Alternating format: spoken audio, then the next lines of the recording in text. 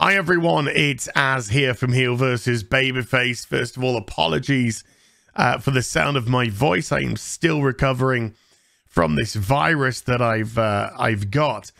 But the longer the short of it is, there's stuff that I want to say. And although I might not be up to capacity to be able to do a live stream for a substantial amount of time, I thought I need to get out what I want to say in a couple of videos today. So as I lubricate my throat, or as it nervously drink, one or the other, I thought, let's do it. Let's just get it out there. And yeah, as you can see, I've got the RIPPAVERSE campaign up, but that's not what I want to start off this video with. I want to go back to approximately 2016, because that was the time that I started to realize something. That was the time that I started to hear something over and over again. And it started to confuse me. And this is why I started asking questions. And I started to hear over and over and over again. And this is through political speak. This is through entertainment speak. This is through comics. This is through all the kind of franchises and stuff which I used to love. Some not so much anymore. I used to hear the phrase, there is not enough inclusion and diversity. That is when I first started to hear it. Yeah, and now we kind of can look at that and mock it, and definitely mock it, because it's a lie. And the reason why I started to question this is because throughout my whole life, watching science fiction, watching action adventure, watching movies, be them crazy through to historical, whatever it may be, through all the forms of geeky entertainment that I enjoyed, all the fandoms that I like to be a part of, Doctor Who, Star Trek, Star Wars, Transformers, comics, etc. There has never been a lack of said inclusion and diversity. And yes, whereas some companies may very well cater to a specific audience, whether that specific audience be male, whether not a specific audience be female. There's nothing wrong with tailoring your product for that either. Just like there's nothing wrong if you want to try and appeal to both genders, because there's only two. But if you do that, of course, then you have to be very careful. You have to tread some very careful lines, because guess what, folks? As we have said again, over and over, while male and females might have some cross-pollination in what they like, there's also a vast, broad scope of stuff which we don't necessarily cross on. When it comes to fandoms, geeky stuff, entertainment. And so just because you have a brand doesn't necessarily mean that that brand is open and available for all. Does that therefore mean that that brand is discriminatory? No. It means that that brand understands its target audience. So yeah, just because guys don't necessarily buy My Little Pony doesn't necessarily mean that My Little Pony is discriminatory. It just appeals more to girls. It's meant to appeal more to girls. And whereas I'm positive there are some dudes out there that have got My Little Pony collection, there's another matter altogether. Another matter altogether. But when you start to hear this this business in 2016 onwards, when you start to hear that we don't believe in equality anymore, we believe in equity. When you start to hear critical race theory, when you start to hear that basically anyone who isn't white is at a disadvantage, and that disadvantage needs to be rebalanced, and that disadvantage needs to be taken care of right now, I'm kind of confused. Because as somebody who believes in the meritocracy, I'm like, the meritocracy isn't discriminatory. The meritocracy doesn't care if you're a white man or a black woman. It doesn't care if you're able-bodied or disabled. The meritocracy operates on how good the individual is. Therefore, your limitations are only as much as yourself. And if you have a dream, if you have a desire that you want to conquer, if you have a marketplace that you want to enter because you think you can be competitive, or you believe that you can thrive, or you certainly believe that there is a place in that market for you, only you can hold yourself back. Now, depending on the product that you put out, will obviously depend on the success of said product. So if I decided to jump into the male superhero marketplace in terms of comics, and I decided to put out a gay, trans, you know, whatever made up gender is out this week comic book, should I be expecting that comic book to compete with Spider-Man, Batman, Superman, X-Men? Of course not. That in itself is not only illogical, it's crazy. Because you are putting out niche product for a niche audience, and then that niche audience has to be into comics. So you are fighting a very difficult battle there. However, we've been told over the last few years that if you don't pick up my gay, trans, person of color comic book, that you're a bigot, that you're an istaphobe, as we like to call it, which is nonsense. Because it's not necessarily catering to your marketplace. So what should the answer to that be? Well, the answer to that should be, I've created a niche comic for a niche audience. I should only be expecting a niche return.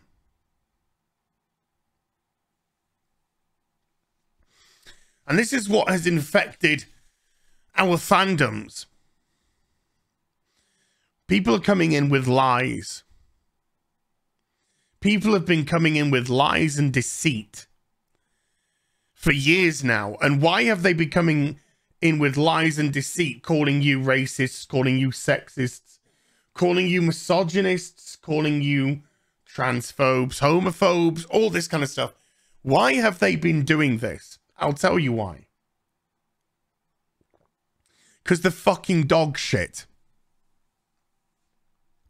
Because the meritocracy doesn't matter to them. Because the meritocracy would reject them. It would say, you're subpar, your product is terrible, nobody's going to pick this up. And so industries started to develop what we have now, social justice. And social justice is another term for I'm a fucking failure. I am someone who cannot handle a competitive marketplace. I am someone who lacks the talent to be in this marketplace, but I will bully myself into it through inclusion and diversity.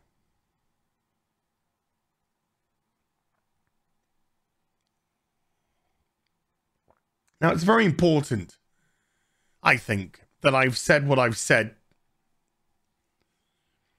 because Eric July, young Ripper, has been saying, well, at least for a year and a half that I can remember, maybe even more, but at least for about a year and a half that I can remember, the Rippaverse is coming. And the Rippaverse is my universe, my original characters that's created in a way that geeks like. It's going to have continuity. It's not going to have multiverses and all that bollocks. It's going to have continuity, so the characters have value. Because when you have 58 Spider-Man, what's the fucking point? So invest in the character. What did I also hear Eric July say? I also heard him say, I want you custom. I want you custom.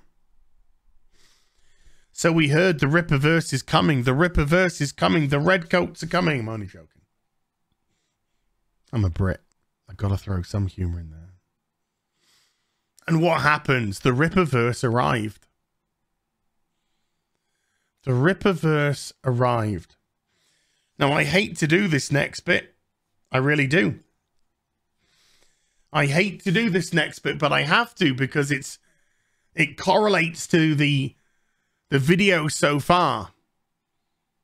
One thing I didn't say about Eric July is Eric July just so happens to be black.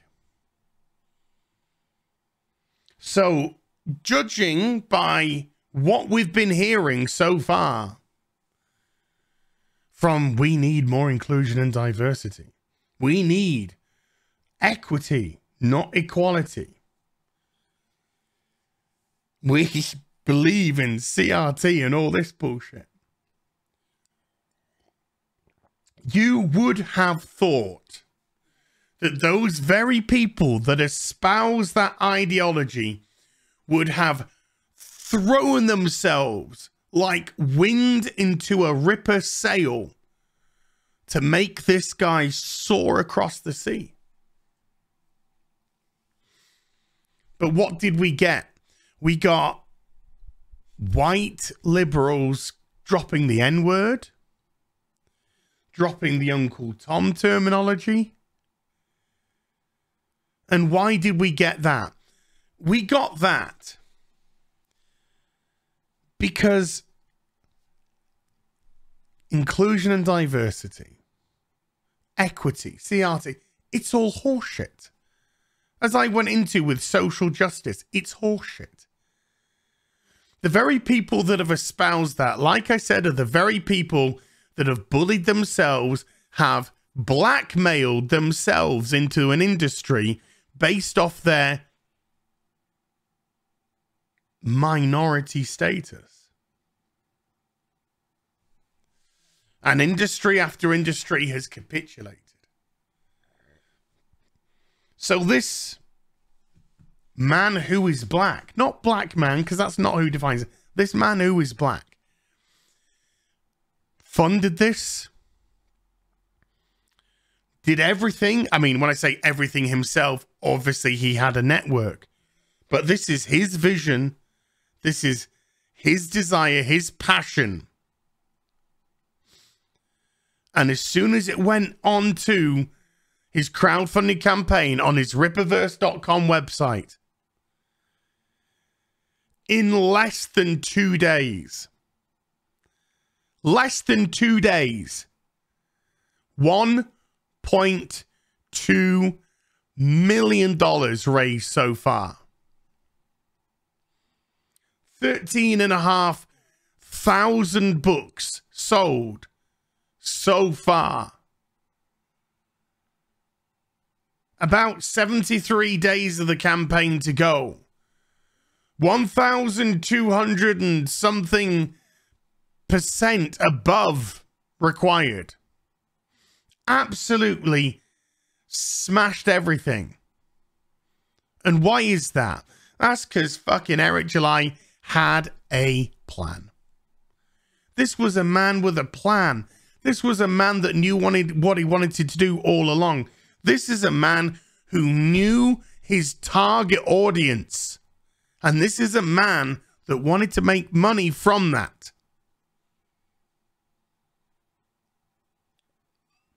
We didn't hear any exclusionary talk.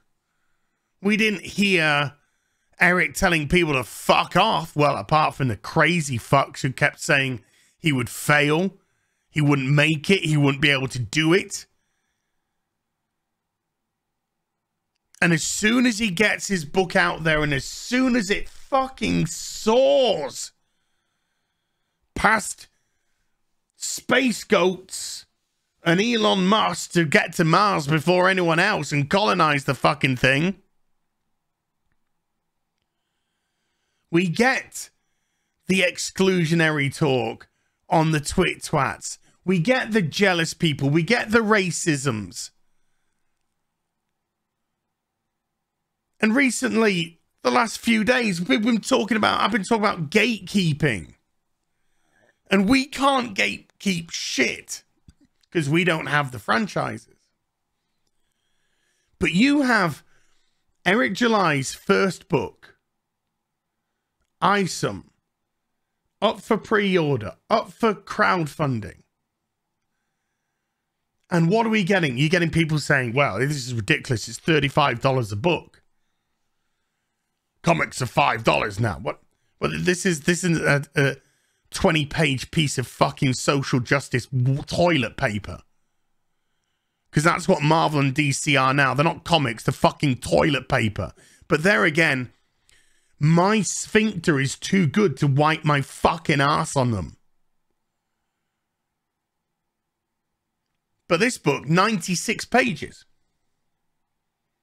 So we're into graphic novel territory here. We're into big territory here. 96 pages. 96 pages from an independently funded. He's not funded by Marvel, Warner, Disney, DC. I know they should be crossed around, but I was just getting out the brands and whatever. Who funds them. No, this is his own money. And so price-wise for an independent comic, absolutely fine.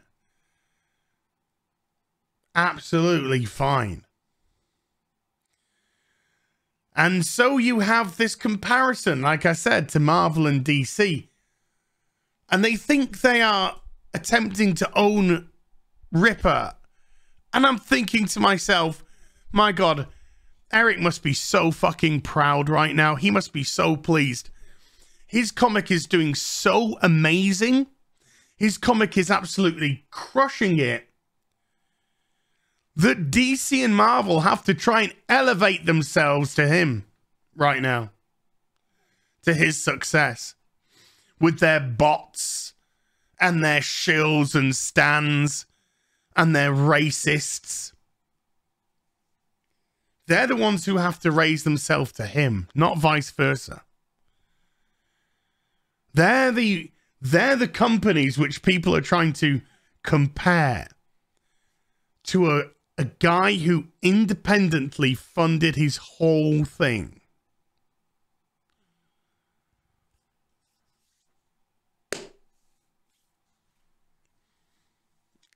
Eric, dude, I cannot believe how well you've done. It is phenomenal. But you know the best thing? It's just getting started for him. It's It's just getting started for him. The Rippaverse is forever. See you in the next video. Bye for now.